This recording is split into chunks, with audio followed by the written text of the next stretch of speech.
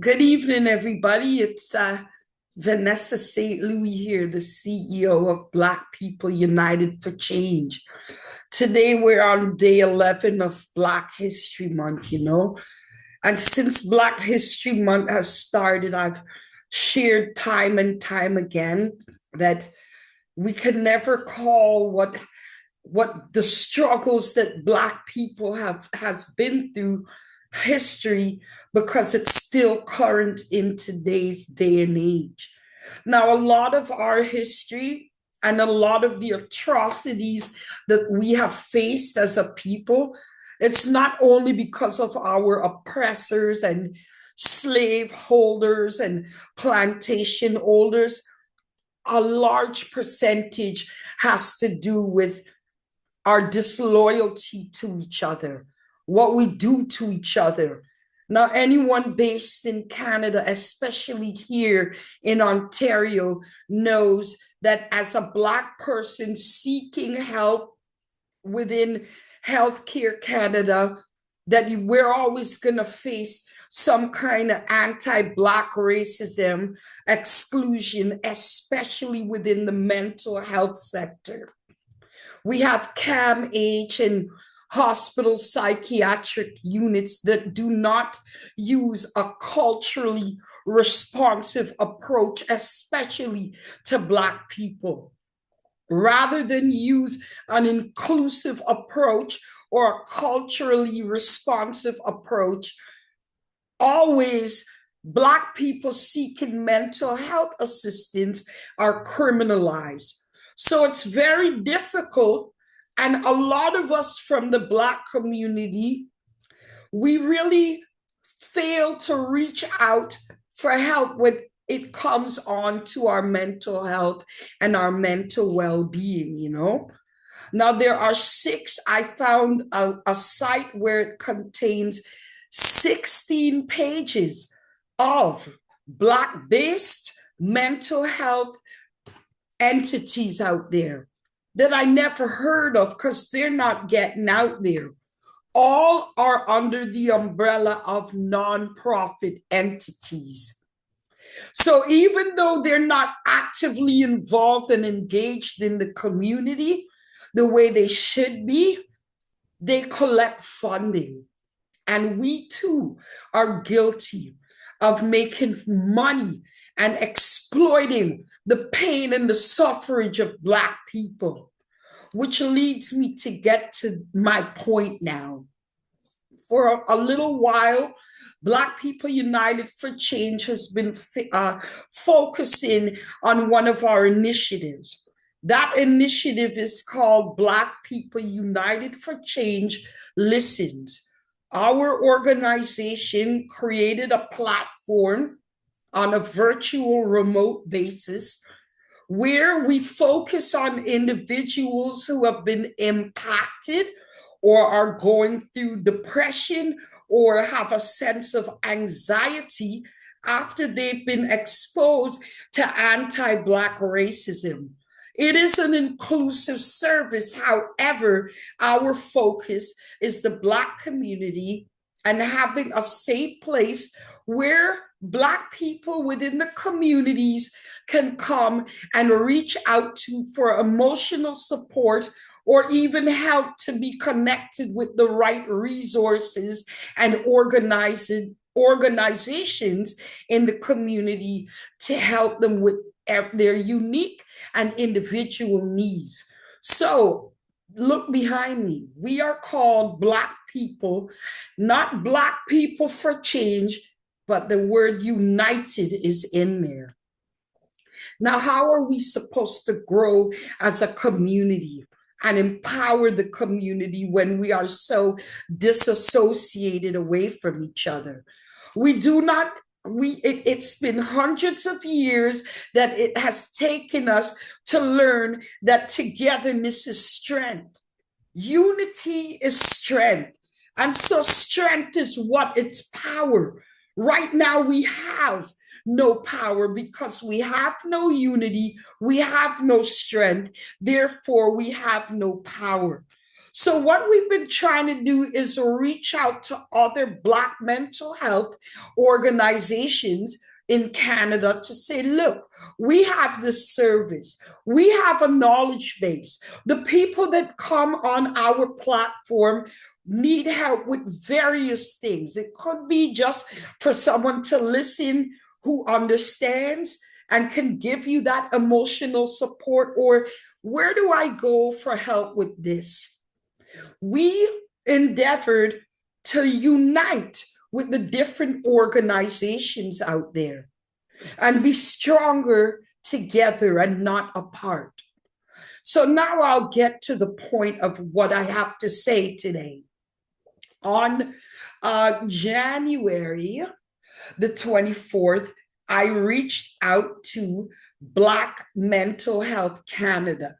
They are a nonprofit entity based in Mississauga, Ontario.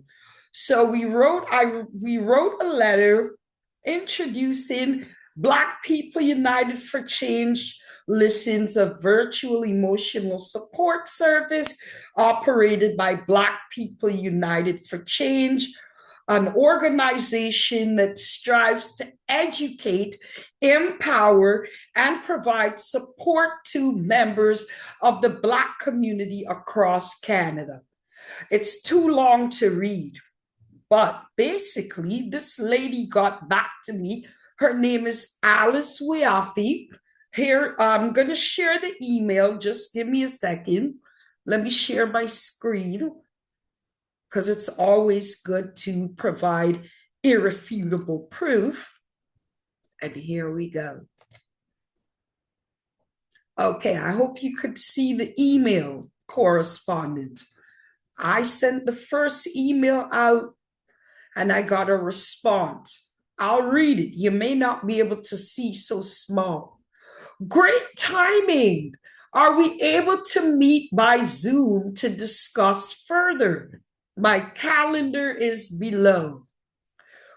Set up a meeting Friday for the following Friday at 11 a.m. I look forward to meeting you. Cordial professionalism.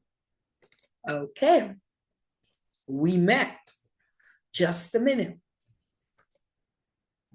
I'm going to share the other screen now. Bear with me a moment here. All right, share. Okay, we met. I thanked her, sent an email to Alice. Thank you, your feedback and what if you help us to take a look at how we deliver our service. What if you? This is wonderful to hear. Vanessa, would you be open to us putting you on our website under the needing help section? Mind you, what do you see? Black People United for Change listens under their need help now section? No, of course not. She ends the email. I will be in touch in the next couple of weeks as we are currently finalizing the program I wanted to use your organization for. So said, so done. Would you take a look at this flyer? I just saw volunteers needed. Black Mental Health Canada exists to support the mental health, healing, justice, and overall well-being of Black Canadians. We're seeking dedicated volunteers to support Breathe, our 24/7 trauma-informed support line for Black victims and survivors of crime. So when she said to use, she didn't mean it in the use that you would think a correspondence such as the one we had by email meant.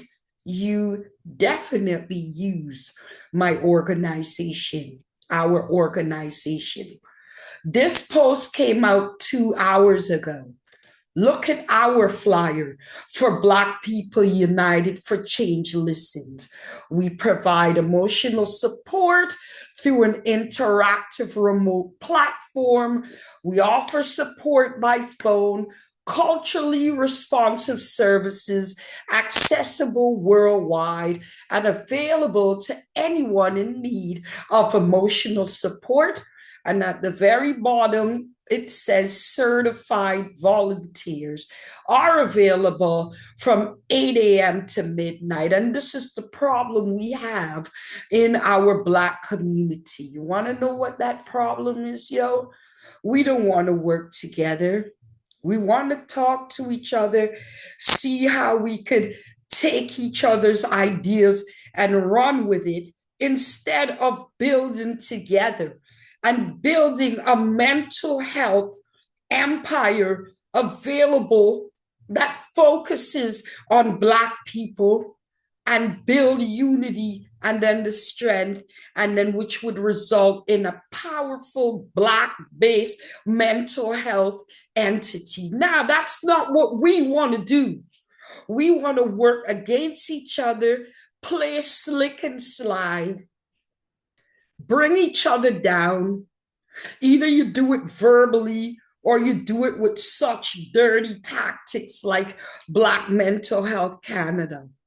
Every other ethnic group that passes through customs, they work together. There are no Black-based franchise-owned Tim Hortons, no Black-based franchise, no frills, where there's a chain of Black people that own all the no frills in Scarborough and in Mississauga and at Dufferin. We don't have that, no, because we're not trying to be united. We're trying to be greedy, low down, belly crawling snakes, yo. So when you met with me, I walked in happy for an opportunity to set an example of unity. But you walked in and asked a bag of questions, and less than a month after, all of a sudden you have the same concept. Now, why would you do that? Why would you do that? And this is why our youths now coming up, this is what they've seen growing up all their lives. They've never seen the elders work together. They've never seen the elders set an example that, yo, we're together. We're that village that will raise you. No, they grew up and are accustomed to a scattered community, elders who do nothing but rip each other's throats out, get mad when one of us make it up the corporate ladder. Whosoever makes it up that corporate ladder, they make sure that they cut the ladder so no other Black person could get in. Unlike the Southern nations, it only takes one of them to get through the door mopping the floor. And they start from mopping the floor and scrubbing toilets, and little by little they're promoted. And as soon as they get to a point where I'm in admin now, Vishnu, Sajit, Bhagdeep, come in. Come in. What do we do? What does Leroy, Tyrone, Daquan, and Nashawn do? F that nigger. I'm not gonna help them. Me not help her with them did that because we're stupid people. I'm sorry, I have to speak the truth. We are very stupid, silly people. We're a scattered community. And guess who's paying the price? Our kids. In the last 2 weeks, we're seeing kids getting unalived, not by other ethnic groups, not by the Klan, but another Black face, because that's the ideologies and the precedents that the elders set.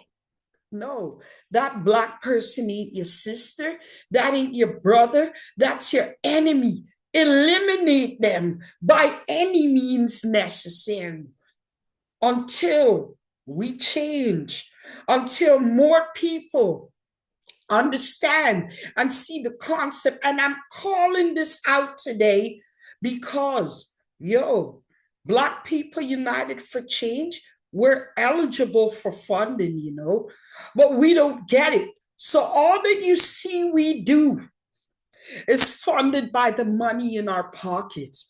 The government didn't give me or my other workers in the organization any money to care. I care because when I look in the mirror, I'm Black. When I look at my 4 boys, they are Black. When I look at my grandchildren, they are what? Black. So I care to make the future a little more brighter than it's been for us. Are you people sick of it? Are you sick of never being taken seriously? Who takes us seriously? People that can't even speak the King's English look down at us, a bunch of stupid Black people. And can we blame them? Who is your biggest enemy right now? We already know about that monkey-wielding fool south of the North American border. We already know about the Second Sons, Klanmen, and Aryan Nation. But you know what? I'm going to say out of all of them, the worst enemy is the enemy within. We expect them white men and racist so-and-so to come for us. But it's more danger when the enemy is inside your camp. I'm not your enemy. I don't want what you have. I don't want to pull the rug from under you. I believe, as Martin Luther King said on the hills of Georgia, of being a together people. But not very many of us have that concept. And the people that go out there every Wednesday, I have my friend who goes on Instagram Live. She prays for her community. And she's a big time, the first lady promoter in the city of Toronto to bring big artists from Jamaica to Canada. And what do you as the Black community do? Do you support that show on Wednesdays? Do you click the reshare button? But I bet you if she got caught up in a scandal, all of you Negroes, and you do it to me too, you'd be the first one to hit reshare and reshare. You only want to share and unite for the demise of one another, but never for the good of the greater people. And that is the problem. And that is why, to me, Black History Month doesn't exist. You tell me them rat fink slaves, Massa, they're escaping tonight. It's still happening now. And we never learned what unity is. And any voice that says unity, empowerment, Black excellence, you people, we either shoot them, ignore them, minimize them, or disregard them. Ain't that how we do? The people that really care and have nothing to gain? Because Black People United for Change is not a for-profit entity. It is non-profit. The payment we get is to see more and more Black people unite and elevate so that people could stop treating us like no accounts. And guess what? I'm nearly 60 years old. In the next 6 years, I'm looking at 60. When I close my eyes to sleep, it is my 4 boys, my 3 grandchildren, where the cycle will be repeated again and again and again. Most of us are funding seekers, and that funding is their tool to continue dividing us, because we will kill each other just for government funding. And until that stops, we are always going to be at the bottom of the rung. That even the Southern Asians swooped in and they have community centers, welfare centers. Please, where are the Black welfare community centers? Where are they? Nowhere to be found. So, yes, I will talk about people like Alison Black, Mental Health Canada, because you don't care about the people. You care about coming up with innovative ideas to get more funding. You don't care about the people. The people that care about the people, they're either dead, broke, ignored, minimized, dissed, and dismissed. I just want to share with you something here, yo. There's nothing that Black People United for Change does that doesn't have qualified and professionalism in it. Because I just want to show you here, Black People United for Change was awarded what?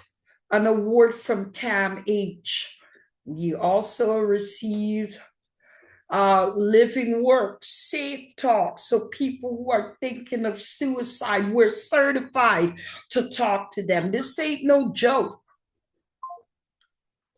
We also have, we completed the psychological first aid through the Red Cross, Canadian Red Cross, Caring for Others. We also have a certification of completion for climate change and the social detriments of health. We also received a letter from CAMH. We took the program, Black People United for Change, so that we could see the signs and symptoms of psychosis, the impact of the symptoms of psychosis, and on and on and on. We're not here to profit. We're not here to compete. We only want to see Black people united to change the way it is. And in doing so, greed, selfishness, innovation theft is the reason why our Black youths are scattered and confused are out there and nowhere to turn. Yeah, happy Black History Month.